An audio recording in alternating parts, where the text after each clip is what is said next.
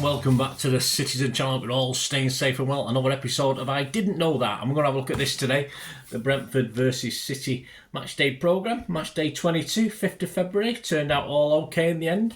And yeah, it's a nice programme this one, guys. I'll tell you that now. We'll check out the facts, any oddities in this hard copy memory of the game, of course. So please join me. If you are new to the channel, push that subscribe button, push the bell notifications, everything City past and present and forever. As well, as long as I'm kicking on anyway, guys. As long as we can, that's for sure. So please join me. Let us know your comments if you're a keen programme collector, etc. But I'm quite impressed with this Brentford one. I don't rate the programmes as I used to in the old days. This is just more a stats and facts and information vlog. But yeah, this will be up there, that's for sure. Let us know your comments, guys. I'll give you a little thumbs up or I'll respond accordingly. If you please give us a like for this vlog, guys. We're sort of averaging about 10 likes at the moment for these City ones, and try and get me up a bit higher. It just makes an old City fan a bit warmer. It's a bit cold today, guys. I think we've got snow on the way, we've been promised, so here in Altrincham, near Manchester. Right, the cover, yes, say it's certainly, when I've done the programme ratings, this is one of their better covers. A bit samey, because it's always the same sort of design with a different player on, of course. And of course, we've got Ben Mee on the front of this one. We'll have a bit more of him in a moment. And a great price as well, only £3. Well done, Brentford. All credit. It's only 56 pages, but there's plenty of stuff in it, even though it's only 56 compared to 80 odd or 100 pages with some programmes. But a great, all credit to Brentford, £3, fantastic price. Check the site, check their website, check their shop initially. But I picked this up a little bit more expensive than £3, but yeah, shop around so you can get a good deal on it. It's well worth having this one, guys. Right, did you know, sponsor watch, we always have a look at the sponsors of the clubs we play. Hollywood Bets, of course, is emblazoned on the shirts, and is Brentford's total sponsorship revenue for the 23-24 season is over, well, not a handsome sum, but an okay sum, £13 million. The biggest single investment coming from Hollywood Bets. An agreement valued at approximately £4.5 million per year at the moment. Hollywood Bets, of course, is a sports betting company based in South Africa. It's also known as Hollywood Sportsbook. It currently operates in South Africa, Mozambique, Ireland and the United Kingdom. About G-Tech, yes, they're obviously sponsors of the ground. G-Tech Technology Limited, who use the trademark G-Tech, is an independent British company designing and manufacturing cordless home and garden appliances such as vacuum cleaners, floor sweepers, grass trimmers, power tools. They've got a 10-year agreement for the stadium naming rights at the moment.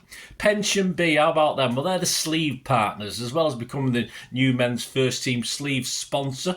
They also do the new front of shirt sponsor for the B team, Brentford women and the academy teams.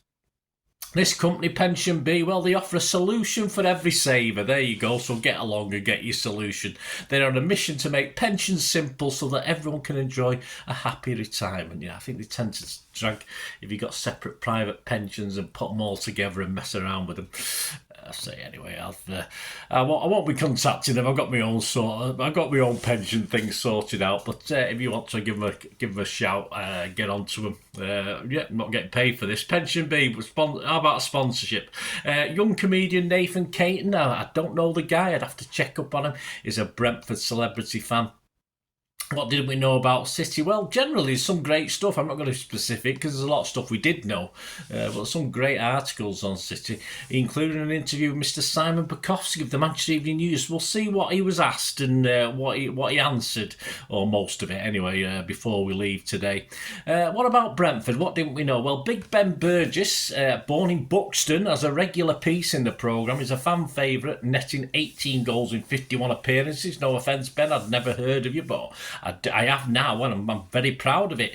He scored 18 goals in 51 appearances for the Bees in 2001-2 season, and he can't wait a trip to the Etihad to see the world champions. Why? Well, he's been a City fan for 42 years, so well done, Ben. I like you now. Welcome back for when you come to the Etihad. It'd be great to see him. well, it'd be great to see him physically as well, but we'll see. I suppose Big Ben, we won't miss him, will he? Some great stats on the Bees, yes. Only Liverpool, with 103, have had more attempted shots from set pieces this season than Brentford.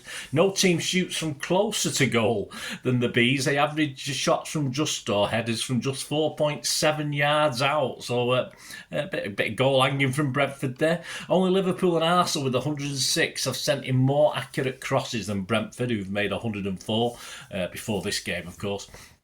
Brentford are 144, the side to be dispossessed on the fewest occasions so far, and no player has won more aerial duels than Ethan Pinnock with 85. Yes, but how far did he head them out? Because I think the last one he headed out went straight to Phil Foden to score our equaliser, but we'll not pick on Ethan over that, shall we?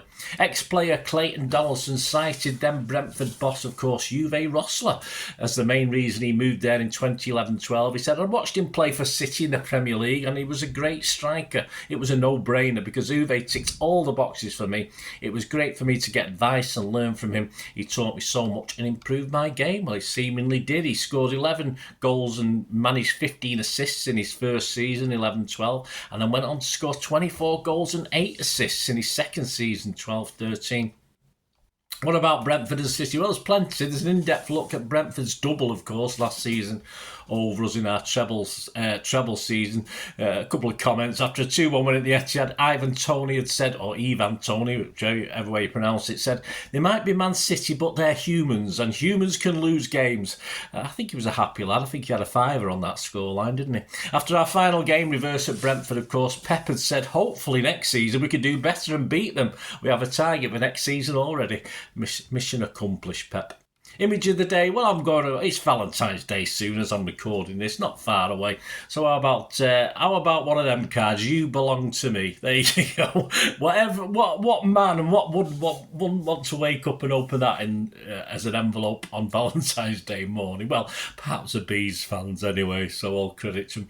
On a better note, cover star Ben Mee is the centre page pull-out with a staple programme, which is what it is. Don't get many of these days. You can just leave the staples out and stick him on your wall. You can buy a couple of copies, give one for the kids, the young Brentford fan in your life. And that's what I like about some of these programmes, where you're able to actually take a little middle page poster out. That's fantastic. So well done, and that's Ben Mee again. Quiz question, here we go. Slightly different to the norm. There it is, it's up there. Spot the ball. So just took the spot the ball for a bit of fun out of the programme. A, B or C, let me know. I'll give you the answer before we go. And back to the excerpt of the day. Well, we're going to go back to Mr. Simon Pekowski and see what Simon was asked and what he responded. Not all of it, just 2 or 3 of the questions. He was asked, Manchester City are second in the Premier League, having just passed the halfway mark of the season. What have you made of our campaign so far? It's been a bit of an odd season, said Simon, really. They have started better than anyone expected by winning the first 6 and had some pretty mixed results after that, but that was only by their standards. It felt like they were in a difficult position before they left for the Club World Cup in December, as they'd only won 1 of their last 6, yet by the time they were coming back from the tournament and had beaten Everton a few days later, many were seeing them as title favourites. This season they've had something of a new-look squad. There was more change over the summer than even City expected, so there's been some teething issues with that, but at halfway mark they are very well positioned to win the Premier League again, so they will look to kick on in the second half and make 4 in a row. At the time, he was asked, at the time of writing, Erling Haaland has not played since the 6th of December, though it appears to be well back up and running imminently. How important is it that he is back fit and firing for the last few months? It's important, and Simon says it's important, and we have seen it with the brief cameos Kevin De Bruyne has had since coming back from injury. Pep Guardiola has spoken quite interestingly about the pair of them, saying they do not necessarily help City play better, but they help them win games. There have been plenty of games this season where City have conceded more goals than they should have done, or you would have expected them to have done, which has partly been about scoring the goals they should have done, and that has in turn put more pressure on the team to defend, and they have not been able to cope with that pressure. when Haaland is around, he is fit and in form with a huge asset to City, but there are no guarantees that will come. He was playing for 3 months before he got injured, and for one of those months he was at his best. The other 2, he was slightly below that. It will be great for City to get him back, but more importantly than that will be him finding his rhythm again, which may take more time. It's not very positive, Mr. Simon, is he?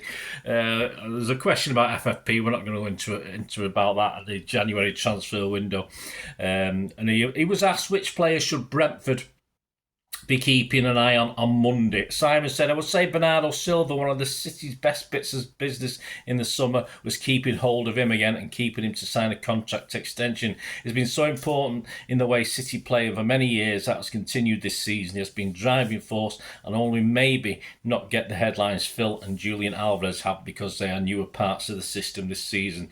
Bernardo has been as important to their improvement in league form over the last 4 weeks. Sometimes I say they, isn't it? I mean, of course, we know Simon's a United fan, but obviously, if he was interviewing me, we'd say my or our, wouldn't we? But or a City fan as such. But so it's just how it is.